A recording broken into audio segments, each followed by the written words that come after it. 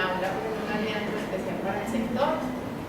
Vamos a dar inicio a la charla, también pues como con respeto al cumplimiento de ustedes y esperamos que no en el transcurso van llegando por los asistentes. Entonces les invito a que nos hagamos en la parte de adelante para que les lleguen unos interrumpan en esta parte.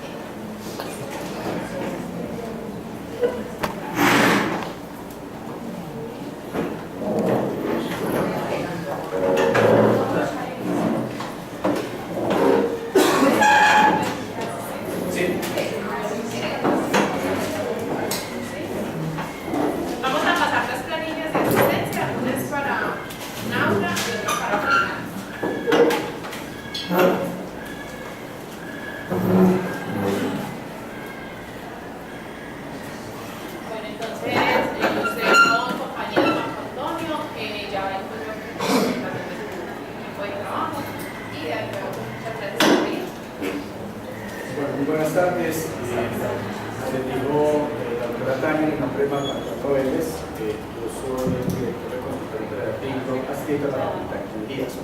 El día de hoy estamos acá para hacerles una presentación de una investigación que hemos estado realizando en el transcurso de los últimos 3 años sobre lo que ha definido la competitividad en los sectores de la región, tanto en Medellín como en el oriente cercano, que es la región de Magdalena.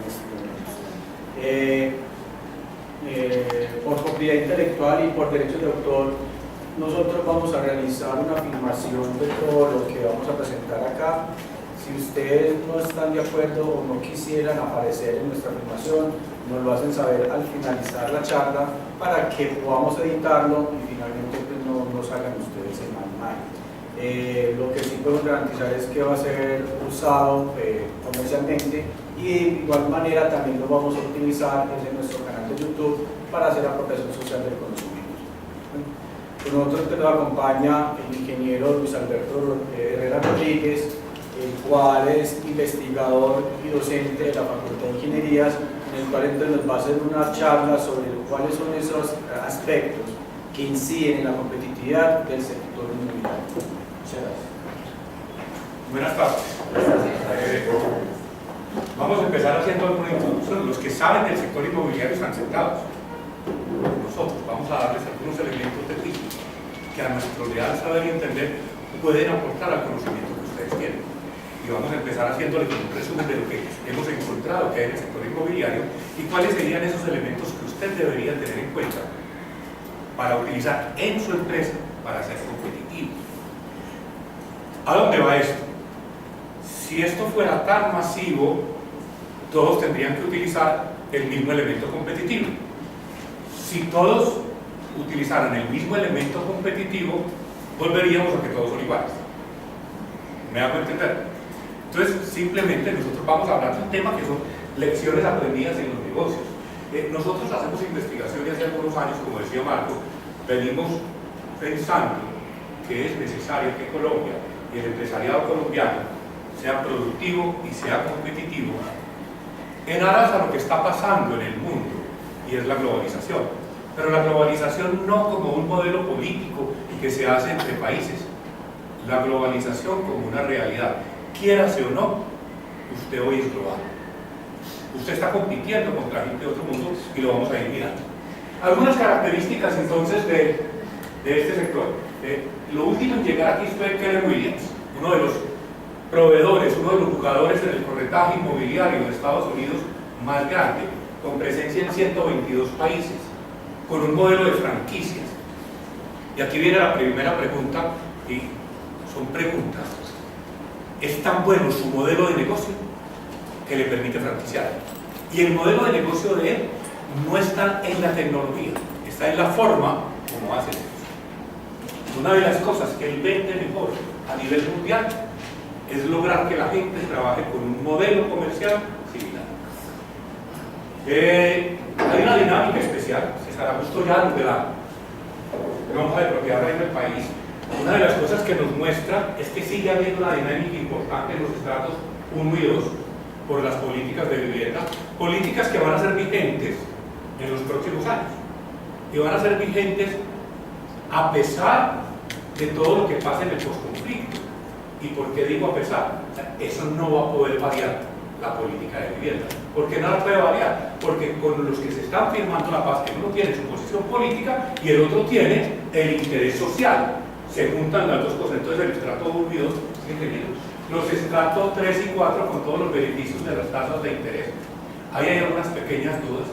El Banco de la República sigue incrementando las tasas de interés. Acaba de subir la tasa de usura. Eso muestra que los precios de las cosas van a seguir subiendo vía interés, sobre todo lo que sea la financiera. La capacidad de endeudamiento de la gente puede bajar en la medida de que cada vez tiene que pagar por el millón de pesos un poquito más de plata. Esto, yo soy muy paisa, me perdonan que sea tan coloquial, que no le pongan que la prima que debe pagar, la platica que debe pagar por cada millón de pesos. Entonces eso lo limita un poquito en su posibilidad de comprar. Aquí hay una cosa importante, es los estratos 6 para arriba sí están teniendo problemas. O sea, ya no hay, como diría un cantante de salsa, no hay cama para tanta gente. Yo ahora aquí informalmente estaba diciendo, cuando vino por Las Palmas y para acá, por Meritas, que dice casas desde 1.370 millones de pesos, eso siempre como que lo asusta a uno, ¿no es cierto? 1.370 millones de pesos, yo hacía una cuenta. Si yo me ganara 20 millones de pesos mensual, ruegue porque así sea, si me ganara 20 millones de pesos mensual, necesitaría 65 meses sin gastarme un solo peso del sueldo para poder comprar eso. Y cuando tenga 65 meses sin gastarme un solo peso del sueldo, estoy muerto de hambre. O sea, ya eso le hablo, que es, lo que está pasando es que es un nicho muy pequeño. Un nicho muy pequeño, pero con una capacidad adquisitiva muy alta. Hay que hacer muy estratégico. En los últimos años, 153 inmobiliarios locales obtuvieron el reconocimiento de especialista. Ya hay un elemento de especialistas internacionales, de certificaciones internacionales. Créanme que lo digo con todo el respeto por mi país. Yo adoro este país. Pero las certificaciones internacionales siguen vendiendo. Siguen dándole valor agregado y diferenciación. Hay 35.000 empresas en el país que cumplen funciones inmobiliarias. Entonces ya le dice a uno que es un tema muy largo. Pero 35.000, pero solo el 10% lo hace de una manera permanente. ¿Qué pasa? Que esa entrada y salida a la operación, no al sector porque están en el sector, a la operación hace que normalmente elementos muy simples, como veremos más adelante del precio, se vuelvan importantes en el sector. El país es red inmobiliaria, es la que más propiedades tiene 10.000 propiedades. ¿Y para qué pongo eso? Si uno mirara el último censo y le creyera el censo, y no hablamos sino de unidades habitacionales, y en Colombia somos 48 millones de habitantes, y nos dice que de 48 millones de habitantes, el número de miembros por cada casa son 4, dice que hay 12 millones de propiedades para alquilar. Y el que más tiene 10.000. O sea, que es un negocio totalmente desconcentrado y atomizado, si es para mí totalmente atomizado. Eso dice que cuando el negocio está tan atomizado, pensar en participaciones en el mercado alta es una utopía y que usted debería pensar dónde usted es bueno, para quién usted es bueno, no tirarle a todo. Porque el más grande tiene 10.000. Si ustedes, alguno ligeramente hiciera una diferencia, 10.000 sobre 12 millones, no tiene el 1%, no tiene el 1%. Entonces, cuando el negocio está tan desconcentrado, tan atomizado, usted tendría que buscar dónde es bueno. Es la primera recomendación que yo les doy. Fíjense dónde usted es bueno. Aquí vienen unas cosas importantes. La entrada de Papier, ¿sí? Con concreto, que ya tiene una cantidad de metros cuadrados para alquilar. Y usted me dirá, pero sí, es que él está construyendo sus propios centros comerciales y los está alquilando. Claro, entró al negocio. ¿Cuál es el próximo crecimiento que él tiene? Sabe construir algo así con concreto. Sabe construir otros. Sabe la verdad, porque lo han hecho. Moverse de sus propias construcciones, moverse a otras construcciones, es un camino bien importante. Los dos son empresas altamente reconocidas. El ejercicio que está haciendo Inmobiliaria es que lo hace a partir de sus centros comerciales vivos, que ya en el país son 5, que tiene penetraciones tan grandes que van a ser vecinos suyos, ¿sí? O usted va a ser vecino de cuenta. cualquier cosa de eso, ¿sí? En la ceja, aquí en la ceja, y estamos hablando de ahí era guardia, ¿sabes de cómo me hace acordar? Por favor, sí. Me hace acordar y me voy para allá más bien. Allá no me da nervios y aquí sí. Entonces usted me dirá, pero es que él está entrando a lo propio. Sí, está, pero está sacando del juego todos esos locales. Y ya lo que me impacta a mí es que ya hay una unidad estratégica de negocios grande en el éxito que se llama Inmobiliaria Éxito. Y con todo el reconocimiento que él tiene en la industria de consumo masivo, cualquiera puede reconocerle como bondades específicas en las actividades que hace. Entonces ahí, este es un negocio que se va a empezar a competir con grandes ligas. Ese es un elemento que ustedes deben tener en cuenta. El crecimiento de los metros cuadrados por cada 1000 habitantes, si mi ojo no me falla, este es Medellín. Hay un crecimiento grande desde 2010. La tendencia, los ingenieros que hay aquí me acompañarán, si uno mira una línea de tendencia, es una línea permanentemente creciente en los años 2000 a 2013, y si graficáramos por extensión la curva, nos da que la tendencia es bien creciente. O sea, está creciendo el mismo. Algunas generalidades: sector con alto nivel de informalidad, con riesgo a caer en la ilegalidad. Cualquier señora o cualquier señor puede volverse de alguna manera de un corredor inmobiliario, hacer corretaje inmobiliario, y lo hace muy fácil. Y cada uno de ellos tiene como un nicho de mercado, un mercado natural muy fácil.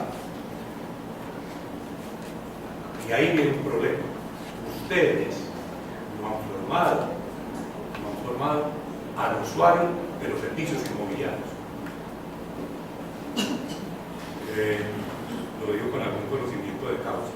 Si usted le preguntara a una persona que va a vender un apartamento, según la lonja de propiedad raíz, ¿a qué tiene derecho que el que le hace el corretaje le entregue? Ustedes verán cosas que no sabemos. Creemos que lo único es el elemento transaccional, pero elementos de asesoría. Si ustedes quieren copiar un mensaje, si quieren hacer mercadeo, lo primero que hacen mercadeo es formar el mercado. Que la gente sepa por qué le tengo que pagar a usted. Y hacer esta pregunta, lleven esta pregunta: ¿por qué comprarle a usted y no a otro? Y ahorita veremos una gráfica que me ha parecido muy gracioso, no sé, yo hace unos 2 años dije una cosa empezando, cuando está empezando la investigación, la dije aquí. Si alguno de ustedes estuvo, va a ver la gráfica cuando terminamos ese día. Es un negocio de comoditización. Parece que una agencia inmobiliaria, una empresa inmobiliaria, fuera exactamente igual a la otra. A tal punto que empleados se mueven de una a otra. O el empleado que cierra el ciclo laboral, en una empresa, lo primero que hace es montar una inmobiliaria. Y lo hace con una facilidad grande, porque es un negocio que tiene muy pocas barreras de entrada. Porque como el mercado no sabe qué exigirle a un corredor inmobiliario, no sabe qué exigirle, cualquiera que lo haga parece que lo hiciera de la misma manera. Permeable a la entrada de jugadores extranjeros. Si hay una cosa importante, es que todos entran con franquicias. Montar un negocio de ustedes en la estructura es muy simple. ¿Cuánto vale una buena oficina o un buen contrato de personas? Y no estamos hablando de arriba de $100.000. Y para un inversionista extranjero, poner $100.000 a jugar aquí es un capital de riesgo demasiado simple de manejar. Hay otras cosas. Ahí sí empieza el mercado de alta erogación.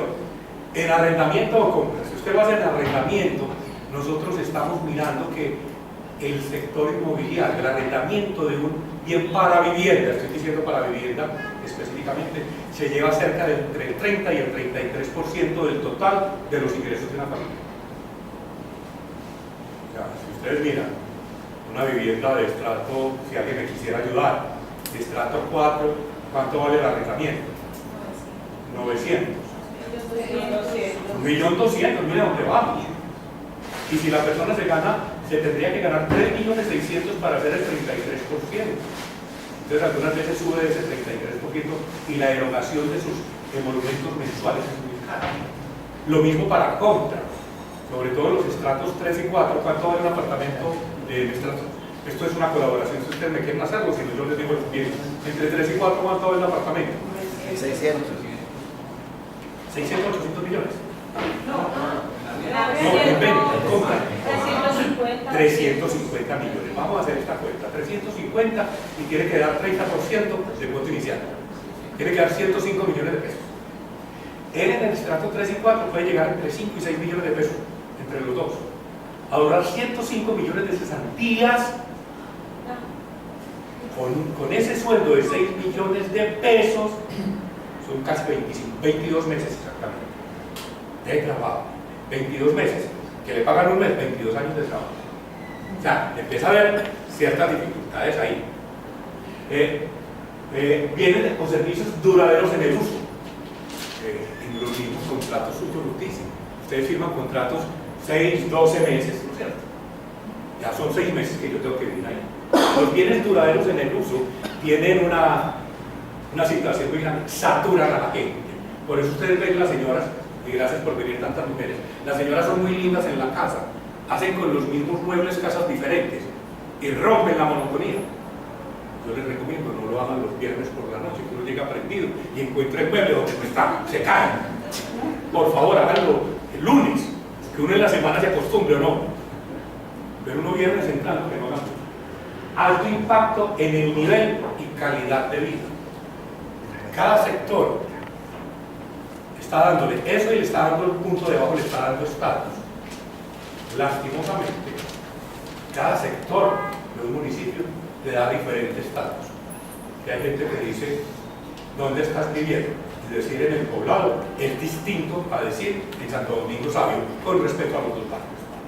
Y decir en el Porvenir es diferente a decir, digo, sobre las partes. Vive gente muy digna en toda parte, pero eso es un estatus. Eso es lo que llaman, esos son mitos sociales. Pero nosotros también vivimos de esos mitos sociales. De hecho, Maslow, en la pirámide motivacional, dice una de las necesidades del ser humano son sus necesidades sociales, es ser reconocido, aceptado y distinguido. Y la vivienda te da eso, reconocimiento, distinción. Lastimosamente, entonces, miren estas dos fotos. ¿Sí? 1, 2, 3, 4, 5.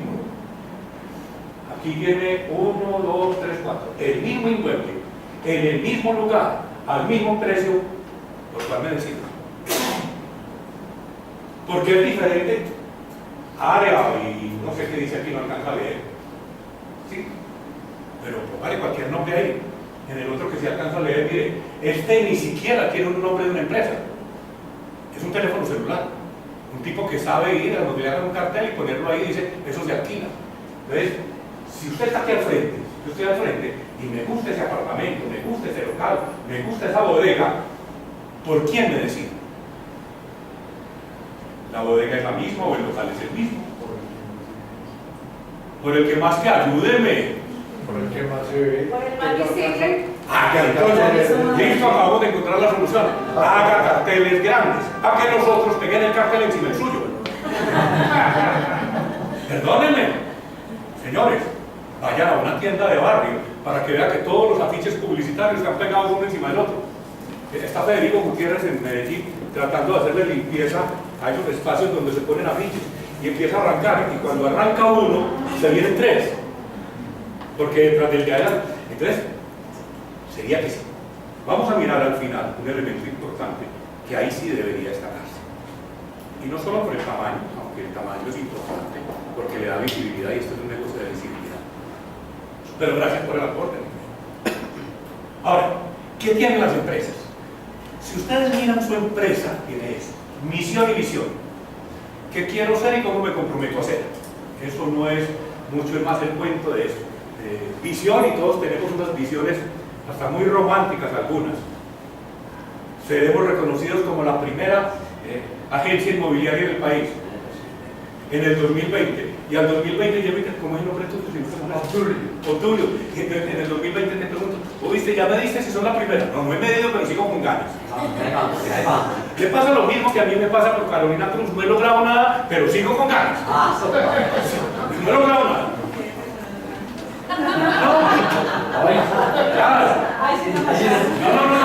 Ella también tiene por allá también tiene su Rafael Novoa. Todos tenemos. Ella también tiene su Rafael Novoa, ¿no? Pero bueno, las ambiciones no son malas. Pongan misiones y visiones que puedan cumplir. Que sean medibles, que sean controlables. Que cuando usted le pregunte a un empleado suyo, no le tenga que preguntar cuánto realizó hoy, sino cómo usted hizo para aportar al cumplimiento de la misión y la visión.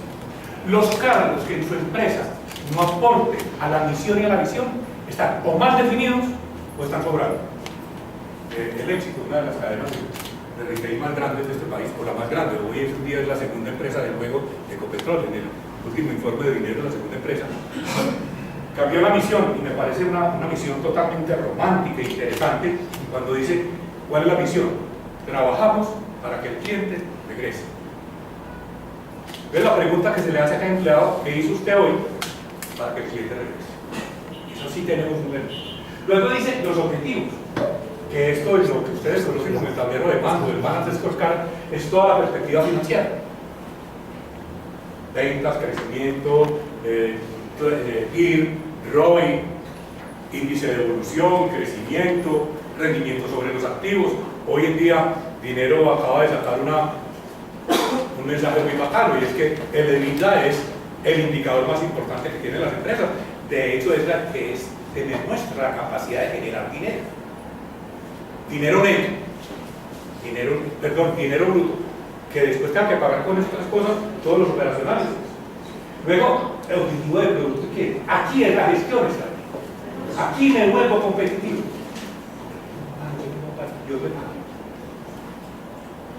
Aquí es donde, y con esto hago los recursos y los procesos que sean capaces de sostener esta relación.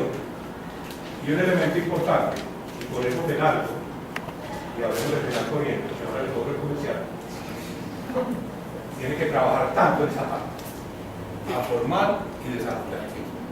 Y usted me dirá, ¿por qué Penal? Y esto ni me pagan ni me dicen nada. El cuento es, con mejores personas hacemos mejores cosas y vamos a verlo como recursos. Y mejores personas no es el cuento que yo me creo. No es que yo tengo gente que quiere mucho la empresa. Sí, pero sabe hacer lo que la empresa quiere. Sabe hacer lo que la empresa se diferencia. Porque ese cuento es que me quieren mucho, sí, lo quieren mucho, hermano, pero sí hacen lo que usted quiere. Y les voy a dejar un mensajito. Póngale mañana, ¿cuántos empleados tiene su agencia? Sí, ya que usted me dio tanto. Esa es la hoy se la vamos. Yo creí que llegaban muy viejos. ¿Cuántos empleados tiene? Dos. Pregúntenle a cada empleado, los que ustedes tengan para hacer un papelito, y pregúntenle a cada uno cuál es el objetivo del cargo. Y si algún día nos volviéramos a ver, encontraremos que cada uno le va a responder cuáles son las funciones del cargo. Usted le paga por las funciones, por el cumplimiento del objetivo le pagan sus clientes. Y cuando su cliente paga con costo más utilidad. Si alguien no tiene objetivos dentro de la compañía, está estorbando. Perdónenme que sea un poquito crudo. Por eso es tan malo cuando a uno le dice, ve, contrátame, ayúdame a contratar, y a ustedes les debe pasar mucho, sobre todo los que salen a pagar afiches y a mostrar cosas, le dicen, ayúdame a contratar un sobrino, que habla muy bien y sabe mucho de direcciones, como si ese fuera el fondo del negocio. Mire, hágale el favor, regale la plata al sobrino, pero no dañe la imagen de tu empresa. Estos son el mix de productos que ustedes tienen, que lo volvemos a ver. Avalúos, corretajes, administración de propiedades, arrendamiento, administración de inmuebles, promoción, gerencia, venta y construcción. En corretaje lo estamos diciendo, compro y vendo, arriendo. Esto es lo que usted tiene. Esas son todas las posibilidades. Aparecen las posibilidades subsedáneas a esas. Señora, nosotros vamos a dejar esta presentación aquí. yo la hice, perdónenme el término, yo la hice para pegar, ustedes. Nosotros la dejamos ahí, se la mandamos a ella para que nos quiera tomarnos fotos. Con ella, sí. Hay cosas subsedáneas a eso. Por ejemplo, las agencias podrían tener como producto reparación. Esa reparación podría ser por póliza, por convenio o simplemente por elemento de valor agregado. ¿Y esto qué es? Y aquí se empieza a mover el negocio. Yo me voy a centrar hoy, no conozco a todos, sé que aquí hay un constructor y entonces a ese constructor me voy a referir en un momento específico, pero básicamente las cosas suceden entre un arrendador y un arrendatario, y entre un propietario y un comprador. Ahí sucede. ¿Qué hace? Aquí está su inmobiliaria, pero no se preocupe, aquí está su competencia. Porque este señor consigna aquí su propiedad y no en otro. Porque este señor viene a buscarla aquí. Entonces le está diciendo que el mercado le está pidiendo a usted razones para que. Los gringos dicen, Marco, para que vea que se oye bien, the reason why, la razón por qué. Deme razones para esto. Deme razones para quererlo a usted. Deme razones para preferirlo. Pero esas razones no son las razones que yo quiero. Las razones son las que él necesita. Y en esto del mercadeo, todo el mundo nos dijo a nosotros, piensen en las necesidades de la gente. No piensen en las necesidades de la gente. Al fin del día, todos tenemos las mismas necesidades. Piensen cómo quiere satisfacer las necesidades, que eso es lo que nos hace diferentes como nosotros. Aquí está pues todo lo que tiene, qué uso va a tener del bien, qué tipo de bien quiere y qué va a hacer, qué tipo, cómo es el modelo. Entonces empecemos a hablar. Entonces yo tengo que pensar en dónde estoy siendo competitivo, con quién estoy compitiendo, para quién estoy compitiendo y con qué estoy compitiendo. Únicamente en el caso del constructor compite con la propiedad. Los demás compiten con la manera de hacer las cosas. Y me refiero al constructor que vende el mismo, porque hay otros constructores que le piden a quien le haga todo el gerenciamiento de ventas. ¿En dónde? Señor, defina esto. ¿Qué cubrimiento geográfico tiene usted? ¿Usted es Río Negro?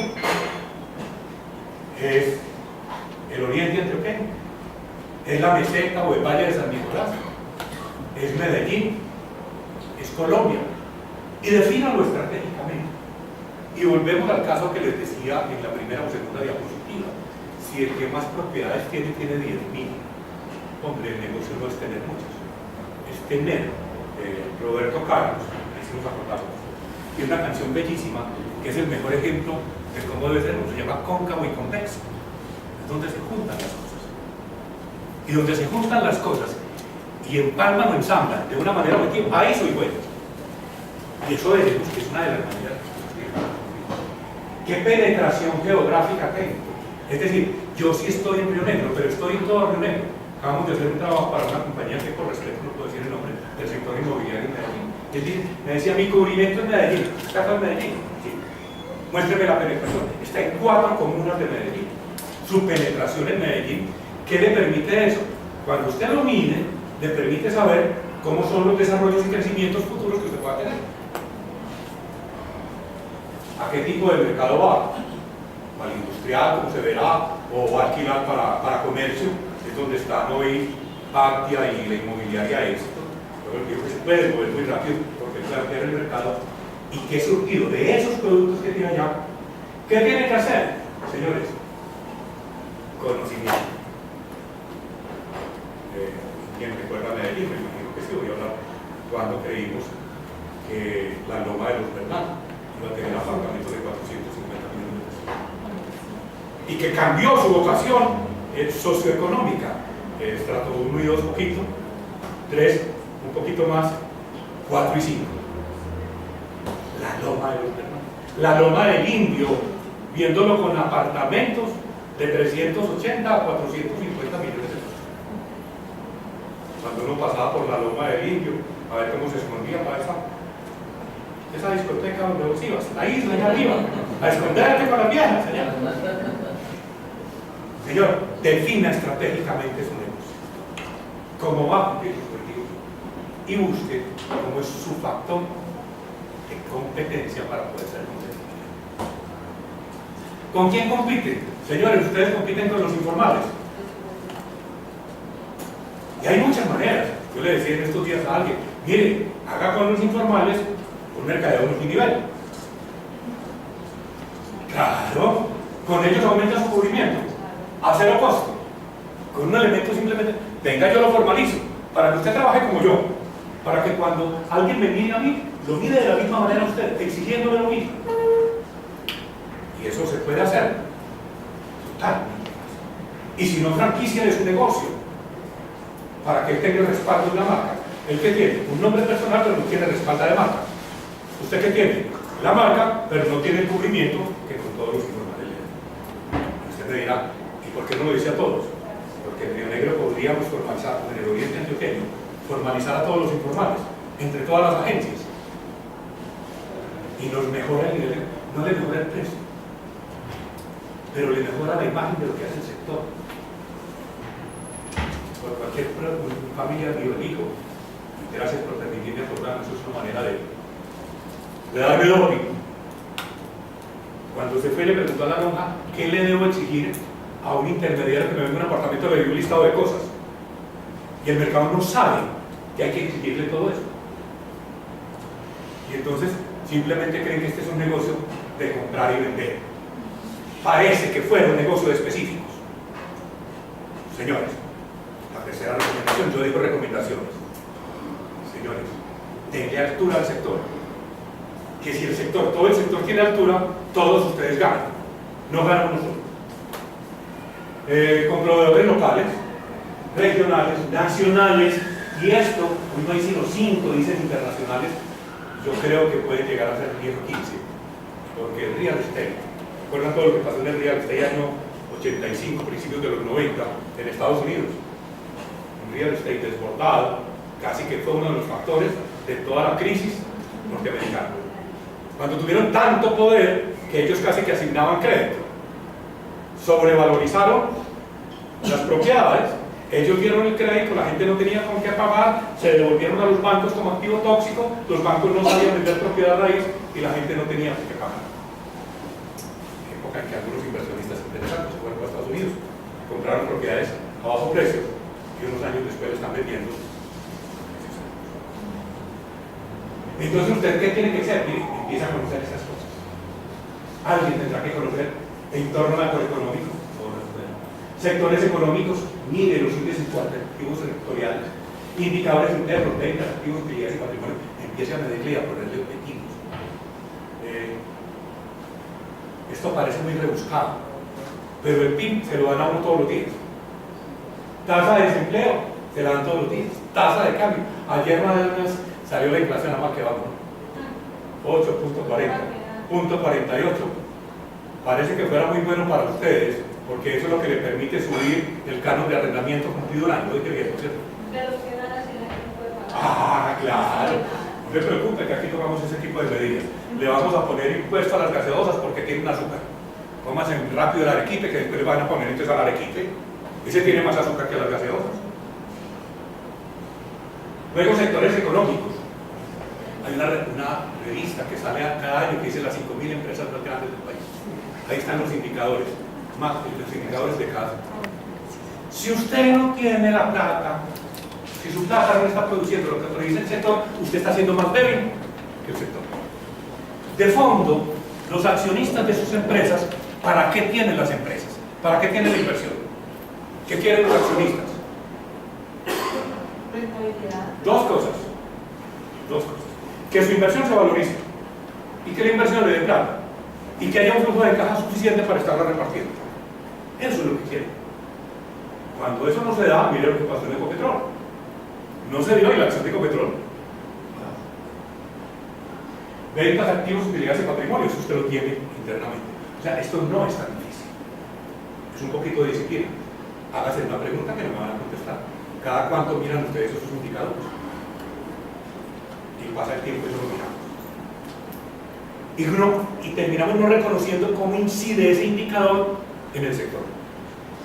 Mire, por ejemplo, los tramos tomados de dinero 2016, gracias Marco por este trabajo excelente. Mire, dice ventas, activos, utilidades. O sea, el sector está produciendo el 15.683 millones sobre 133.000 millones. Ese es un sector que está produciendo cerca del 11%. Mire cuánto vale su empresa. Si usted no está produciendo el 11%, usted tiene problemas. Mire otros elementos sobre utilidad sobre patrimonio, venta sobre patrimonio, venta sobre activos, utilidad sobre venta, más. Mire cómo son esos indicadores.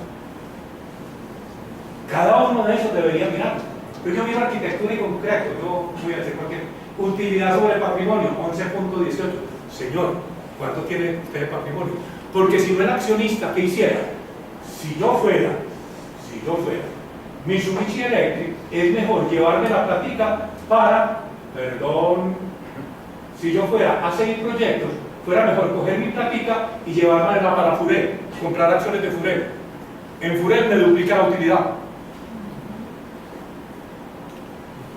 Y así piensan los inversionistas. Así tienen que pensar los inversionistas. Estos días me decía alguien, ¿cómo hago para hacer un pronóstico de ventas? Si no hagas pronóstico. Primero. Segundo, diga cuánto vale su empresa si yo se la fuera a comprar. No me lo cuente, sino piénselo mentalmente. Segundo, vaya y diga. Tercero, vaya y diga, en ese sector, ¿cuánto está haciendo la utilidad? Divida eso por la cifra de arriba, eso es lo que debe vender, que es lo que en el estado de resultados entra como ingresos operacionales, no operacionales, ahí entra como ingresos.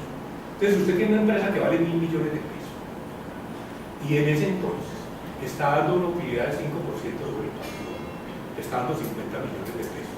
Usted tiene que programar unas ventas que por lo menos sean capaces de darle 50 millones de pesos. Y si usted trabaja con el 5%, usted va a tener que vender 1.000 millones de pesos mensuales. Ah, no, entonces coja la plática y llévela para otro lado. Es que así trabajan los inversionistas. Esto es de Michael Porter. ¿Quiénes son los proveedores de ustedes? De las agencias inmobiliarias.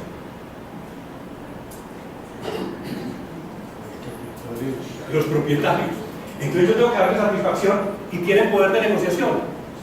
Claro, usted tiene que conocer el poder de negociación. Sustitutos son muy bajos, pero los sustitutos es toda la informalidad.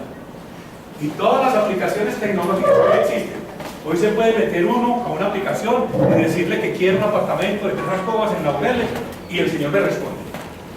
Le está dando usted una señal del mercado, le mandan a uno voces del mercado, que le está diciendo a usted, señor, construya bases de datos. Señor, construya perfiles de clientes. Con los perfiles de clientes, usted no se preocupe de construir segmentos de características, que tiene 3 años, que no sé cuánta edad tiene, que se gana no sé cuánta plata. Perdóneme, yo pongo un ejemplo. Entonces lo que le interesa es el comportamiento de la gente. Yo tengo 62 años, de lunes a domingo.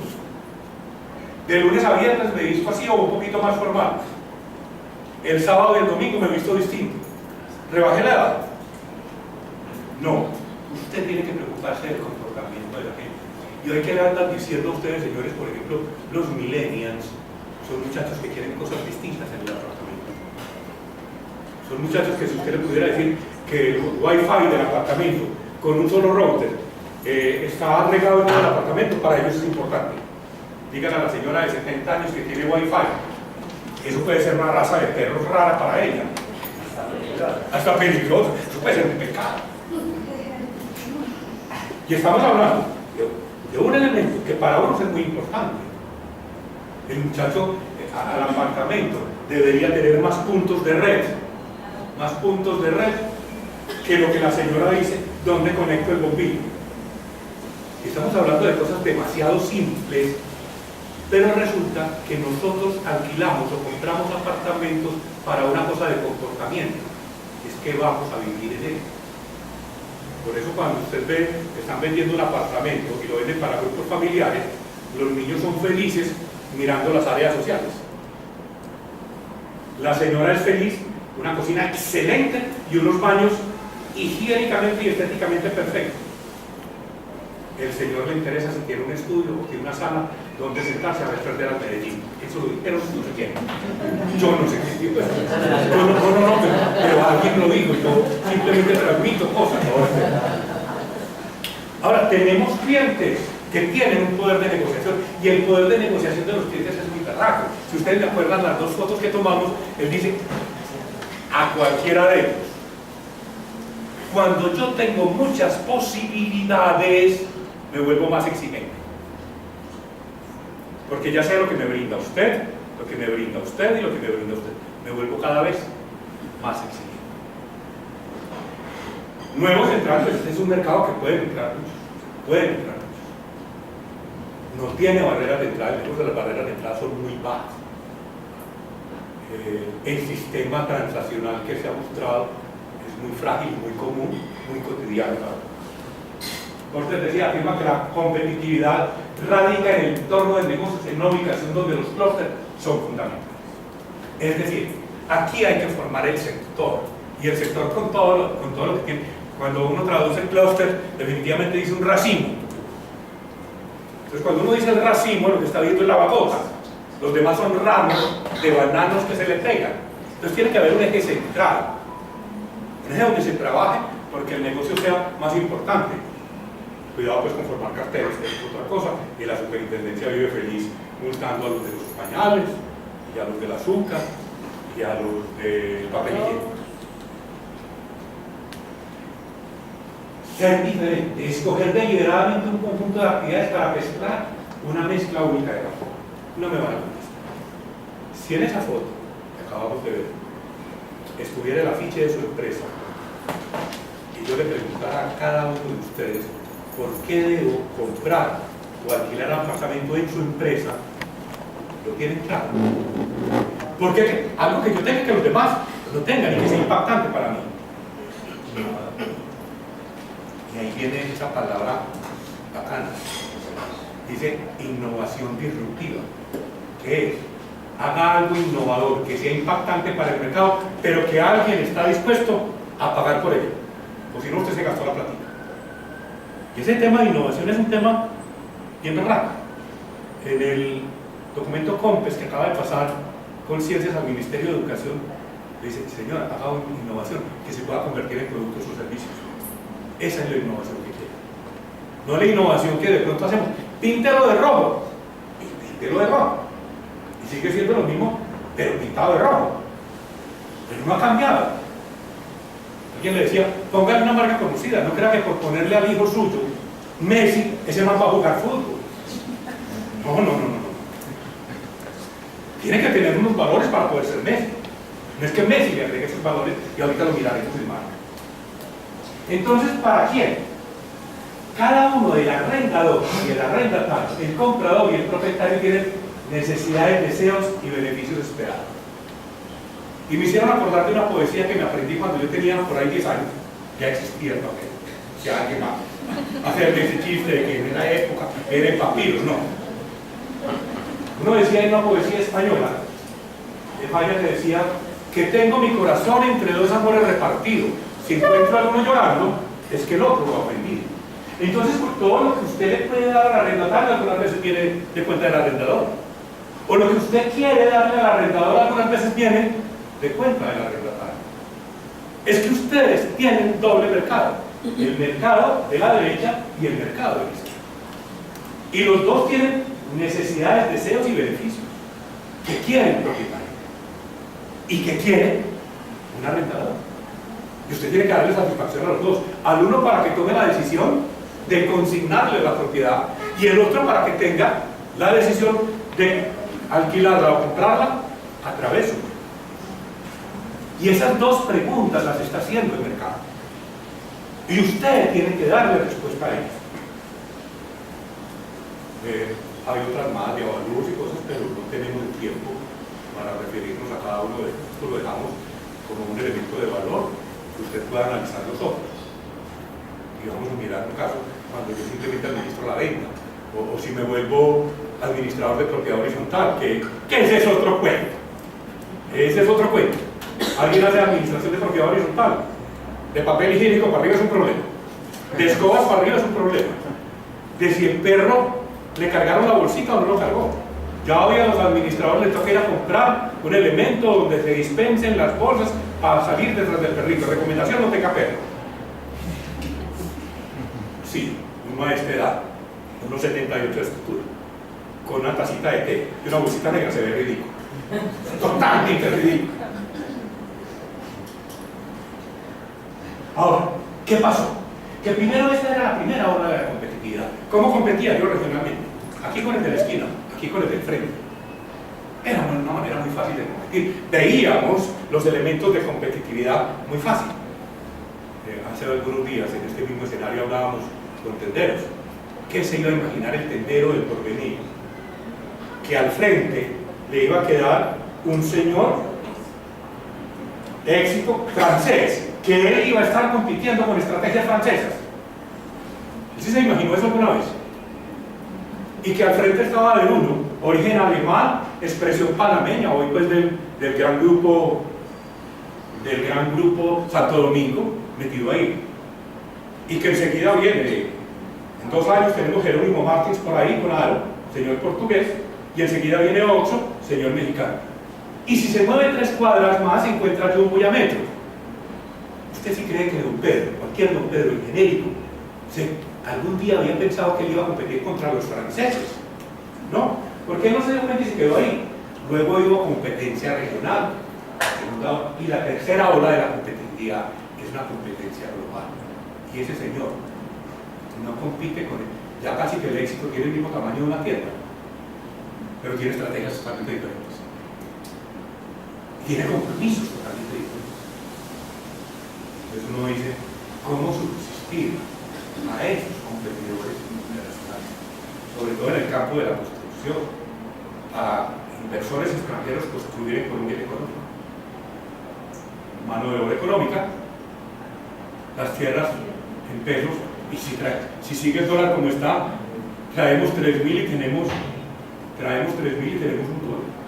Por un dólar que traiga me dan 3.000. Eso es más grande la devaluación del dinero que la inflación, o sea que con la plata que traiga hago mucho más belleza.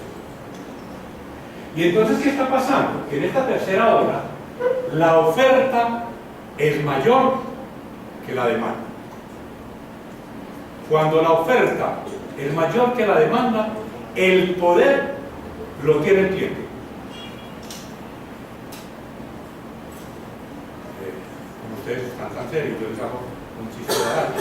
Usted quiere creerse un triple papito, váyase para un baile donde hayan 10 mujeres y usted esté solito. Hermano, le secan a uno el sudor, le ponen la silla, le traen el aguardientico, le traen el pasante, le dan mijito, usted quiere un choricito y se lo lleva, le secan el sudor. ¿Qué musiquita quiere oír? Espere que lleguen 10 hombres.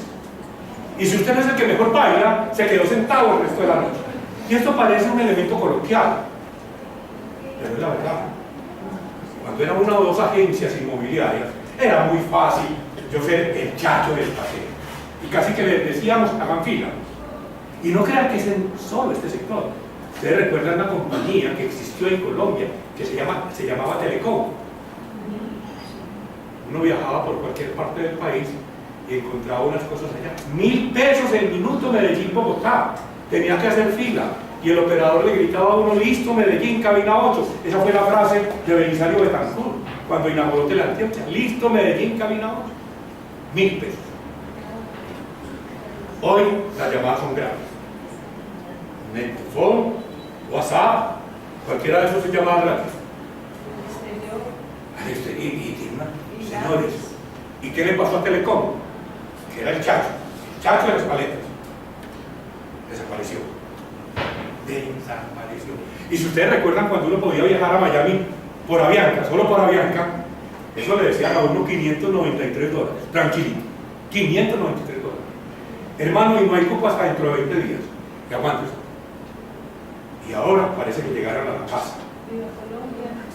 No, y todos los de low cost y todas las líneas que llegaron. ¿Cuántas opciones tenés para viajar a Estados Unidos? Y uno ya sí puede hacerlo, irse para el aeropuerto.